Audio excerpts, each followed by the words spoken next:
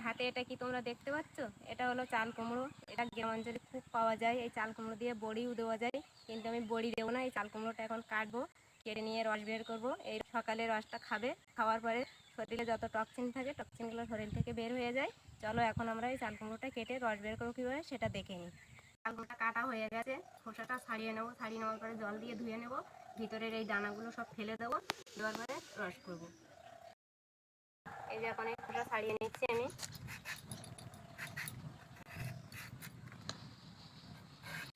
একটু বেশি করে ছাল ছাড়িয়ে নেব, নিয়ে ভিতরের অংশটা কেটে ফেলে দেবো।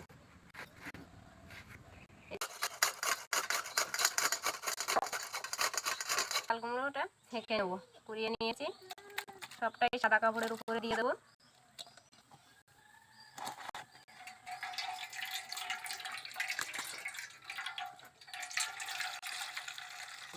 ছেঁকে নিয়ে সবাইকে খেতে দেবো।